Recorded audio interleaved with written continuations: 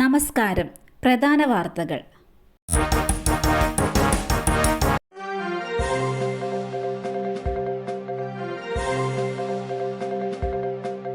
പാലക്കാട് വിധി എഴുതി 70.22% പോളിംഗ്.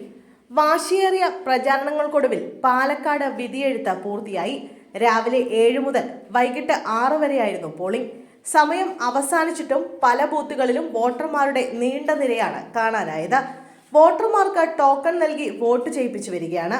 സാങ്കേതിക പ്രശ്നങ്ങളാണ് ചില ബൂത്തുകളിൽ വോട്ടെടുപ്പ് വൈകാൻ കാരണമായത്. ഇതുവരെ 70.22% പോളിംഗ് ആണ് രേഖപ്പെടുത്തിയത്. അണികളുടെ ആവേശത്തിനനുസരിച്ച് പോളിംഗ് ശതമാനം ഉയരാത്തത് മുന്നണികളുടെ കണക്കുകൂട്ടലുകളും തെറ്റിക്കുന്നുണ്ട്. നഗരമേഖലകളിൽ വോട്ടിംഗ് പൂർണ്ണമായിട്ടുണ്ട്. പ്രവാസിയിൽ നിന്ന് 25,000 രൂപ കൈക്കൂലി. തഹസിൽദാർ അറസ്റ്റിൽ. കോട്ടയം വൈക്കത്ത് കൈക്കൂലി കേസിൽ ഡെപ്യൂട്ടി തഹസിൽദാർ അറസ്റ്റിൽ. ഉല്ലല ആലത്തൂർ സ്വദേശി സുഭാഷ് കുമാർ ടിക്കെയാണ് വിജിലൻസിന്റെ പിടിയിലായത്. പ്രവാസിയിൽ നിന്ന് പോക്കുവരവ് ആവശ്യത്തിനായി 25,000 രൂപ കൈക്കൂലി വാങ്ങുന്നതിനിടയിലാണ് പിടിയിലായത്. പ്രവാസിയിൽ നിന്ന് 60,000 രൂപയാണ് ഇയാൾ ആവശ്യപ്പെട്ടത്. ജിഫ്രി തങ്ങളെ സന്ദർശിച്ച സന്ദീപ് വാര്യർ. സമസ്ത കേരളത്തിന്റെ സൂര്യ തേജസ്.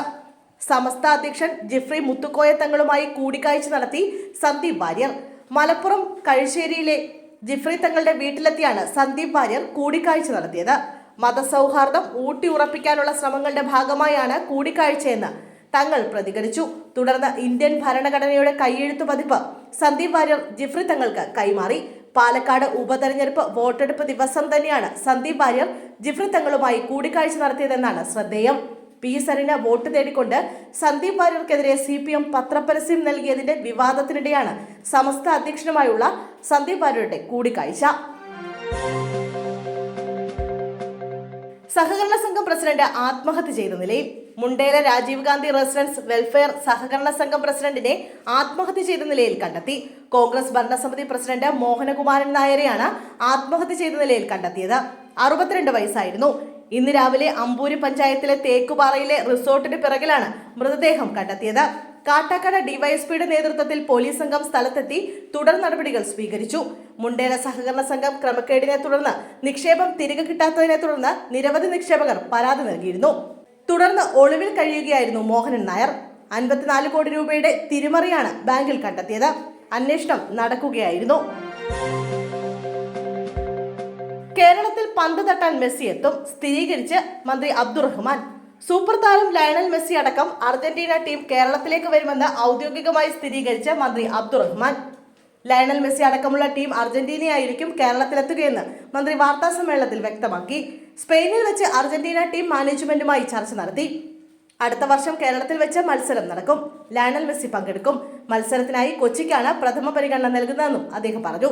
ഏത് ടീം ആരെന്ന് പിന്നീട് പ്രഖ്യാപിക്കും. ഇതിനു മുന്നോടിയായി ഫിഫ ഉദ്യോഗസ്ഥർ കേരളത്തിൽ വരും. മഞ്ചേരി സ്റ്റേഡിയത്തിൽ 20,000 കാണികളെ പറ്റൂ. അതുകൊണ്ടാണ് മഞ്ചേരി സ്റ്റേഡിയം ഒഴിവാക്കി കൊച്ചി പരിഗണിക്കുന്നത് മന്ത്രി വിശദീകരിച്ചു. കൊല്ലത്തു നിന്നും കാണാതായ പെൺകുട്ടിയെ കണ്ടെത്തി. കൊല്ലം ആലപ്പാട് നിന്നും കാണാതായ 20-കാരിയെ കണ്ടെത്തി. തൃശൂരിൽ നിന്നാണ് ഐശ്വര്യ അനിലിനെ കണ്ടെത്തിയത്. ധ്യാന കേന്ദ്രത്തിൽ നിന്നാണ് കണ്ടെത്തിയതെന്ന് കുടുംബം പറയുന്നു. ഇക്കഴിഞ്ഞ 18-ാം തീയതി രാവിലെ മുതലാണ് ഐശ്വര്യ അനിലിനെ കാണാതായത്. രാവിലെ യുവതി കരുനാഗപ്പള്ളി റെയിൽവേ സ്റ്റേഷനിലേക്ക് ഇരുചക്ര വാഹനത്തിൽ പോകുന്നതിന്റെ ദൃശ്യങ്ങൾ പോലീസിന് ലഭിച്ചിരുന്നു. സ്വകാര്യ എൻട്രൻസ് കോച്ചിംഗ് സ്ഥാപനത്തിൽ ഓൺലൈൻ പഠനം നടത്തുന്നയാളായിരുന്നു ഐശ്വര്യ. ഓൺലൈൻ ഗെയിം കളിച്ചതിനെ ചൊല്ലി തലേ ദിവസം മകളെ വഴക്കു പറഞ്ഞിരുന്നതായി അമ്മ ഷീജ പറഞ്ഞു.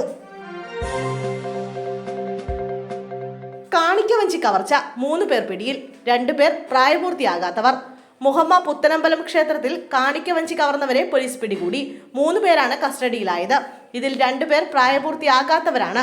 മറ്റൊരു പ്രതിയായ പാണാവള്ളി പഞ്ചായത്ത് 17-ാം വാർഡിൽ പുളിത്തറ നികർത്തതിൽ വീട്ടിൽ ലക്ഷ്മണന്റെ മകൻ ജ്യോതി കൃഷ്ണനെ 11-ാം മൈലിൽ വെച്ചാണ് മുഹമ്മ പോലീസ് അറസ്റ്റ് ചെയ്തത്.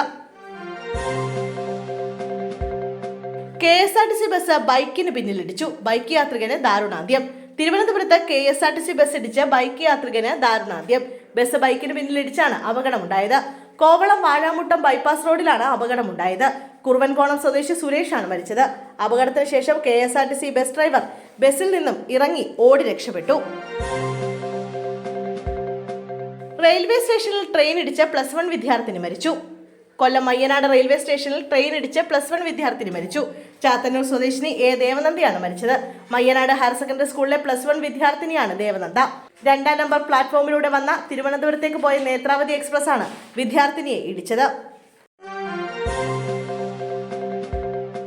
ബോട്ടുമായി ഉൾക്കടലിലേക്ക് പോയി സിനിമാ സംഘം. 2 ബോട്ടുകൾ ഫിഷറീസ് പിടിച്ചെടുത്തു. കൊച്ചിയിൽ സിനിമാ ചിത്രീകരണത്തിനെത്തിച്ച 2 ബോട്ടുകൾ ഫിഷറീസ് പിടിച്ചെടുത്തു. സുരക്ഷാ ക്രമീകരണങ്ങൾ പാലിക്കാതെ കടലിൽ തെലുങ്ക് സിനിമാ ചിത്രീകരണം നടത്തിയിരുന്ന 2 ബോട്ടുകളാണ് ഫിഷറീസ് വകുപ്പ് പിടിച്ചെടുത്തത്. ചെല്ലാനത്ത് ഹാർബറിൽ ഷൂട്ട് ചെയ്യാനാണ് അനുമതി വാങ്ങിയത്. എന്നാൽ ഇവർ പിന്നീട് ഈ ബോട്ടുമായി ഉൾക്കടലിലേക്കും പോയി. ഈ വിവരം അറിഞ്ഞാണ് ഫിഷറീസ് എത്തി ബോട്ട് പിടിച്ചെടുത്തത്. ബോട്ടുകൾക്ക് പെർമിറ്റും ഉണ്ടായിരുന്നില്ല. ഷൂട്ടിംഗ് സംഘത്തിൽ നിന്ന് പിഴ ഈടാക്കാനാണ് ഫിഷറീസ് വകുപ്പിന്റെ തീരുമാനം.